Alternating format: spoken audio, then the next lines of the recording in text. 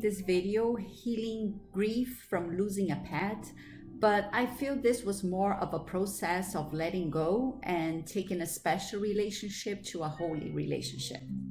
To put the story into context, many times I pray for my furry baby girl to pass away quickly and without much pain when her time will come.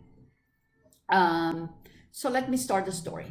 So as my daily routine, I sat by the bed and call my cat for our morning prayer and meditation. By the way, she will always come by her own will. She was lying down on a piece of furniture and a few inches away from the floor. When she stand up and step on the floor, I could see that she collapsed. What seemed like a leg losing its strength. So she looked surprised and alarmed, but dragged herself to join me. I felt terrified and heartbroken.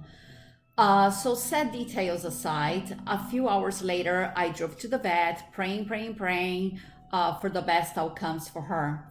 So to make things very uncomfortable, the vet office was not allowing people in because of the coronavirus regulations. When it got to our turn, I explained what happened, and then a few minutes later, I told them the story, and at the end, when she came out, they just told me it was like a bad ingrown nail. So they clip her claws, give her an antibiotic shot to avoid any infections, and let me know that she will be feeling better by that same evening. Well, I was in disbelief. It was something so simple, but accepted the news as a miracle. I got super happy and drove back home. So all this was on a Friday. Once at home, I put her on the sofa. She looked very uncomfortable and refusing to stand when I would hold her up. But I kept teasing her to stop being such a drama queen. So as the time went by, I sensed that something was off. You know, she looked like a dead weight and I had to like hold her head to feed and drink water. But because I had that simple diagnosis in my mind, it took me a while to notice the worst. It took me like all Saturday to pinpoint the symptoms and make the diagnosis that she had a sudden thrombosis. Looking at her situation and reading all about the disease, I made up my mind to take her to the hospital the following day and put her to sleep. I texted a friend of mine for an animal hospital recommendation, but I never heard back from her. I was constantly praying for guidance and the best outcomes while giving the wrong diagnosis of the vet, a forgiveness thing. So I did my best to correct all my attack thoughts towards, the vet and the staff. So that was very important, and I'm going to talk more about it later. I knew it was essential, for me to forgive and trust the divine plan. On Sunday, I asked for a sign that it was time to let her go. I opened the course and could not believe that I opened exactly on chapter 20. It's on Palm Sunday, about the resurrection of the Christ that actually put me to tears. So I felt very guided and thankful and taken care of. But the most significant part of what I read was what it says: let no dark signs of crucifixion interfere between the journey and its purpose. And then it says that this week we celebrate life, not death, and the gift of love and not the gift of fear. So those things really resonated with me and just reassured me that I was doing the right thing. So I randomly chose a hospital, and after about 2 hours, I finally spoke to a doctor. He was the most loving, knowledgeable, and sensible vet I could ever have asked for. He consented, to my choice to put her to sleep in a way that I did not feel any guilt. The whole process was so peaceful that I knew the Holy Spirit was present all the time. Actually, as I was crying in the car, waiting to be called inside, I kept praying for Jesus and the Holy Spirit to hold me by the hand and help me through the process. I did not want her to feel my sorrow while transitioning. I wanted that to be a good and peaceful moment for her. So I deeply asked for strength and kept saying, please hold me by the hand and help me through this. Once I was inside, I felt completely calm.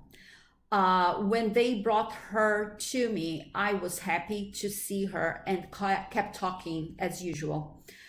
We spent some time alone, and I was addressing my love and gratitude for her in my life.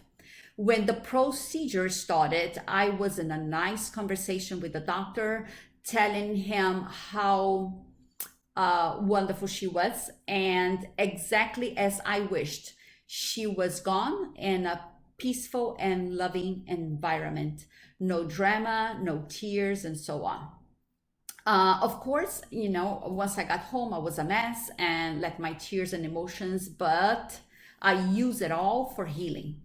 All the pain I was feeling allowed me to let the ego aside, and I had many holy instances, many moments of clarity, recognizing miracles. And I'm gonna mention a couple of them. One of them, I realized how important it was that I did not spend time and energy attacking the first vet and the horrible diagnosis mistake. I realized that the mistake made them not prescribe any drugs to prolong her life, her pain and suffering, until we will wait for exam results, like to identify what was wrong with her, which will be like the normal procedure.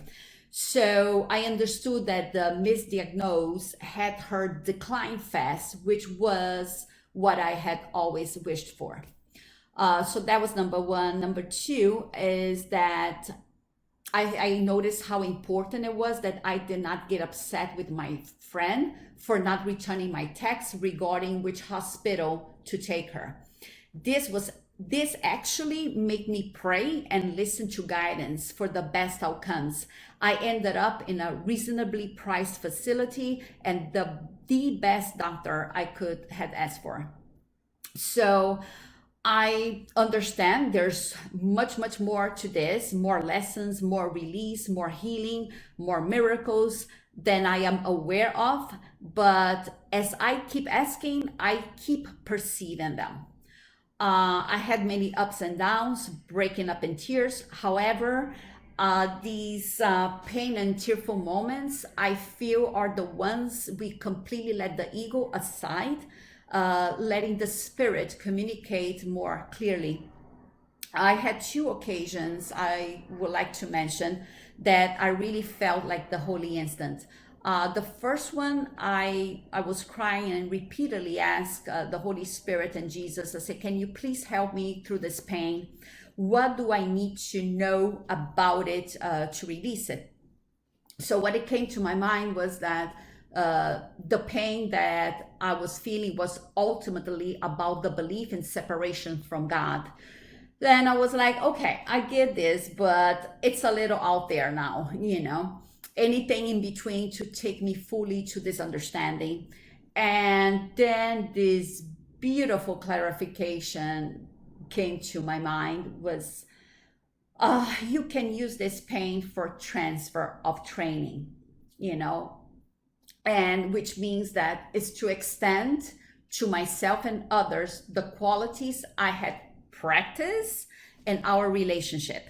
So I got to my car and I took notes, which was companionship, friendship, a holy relationship, peace, and above all, of course, unconditional love.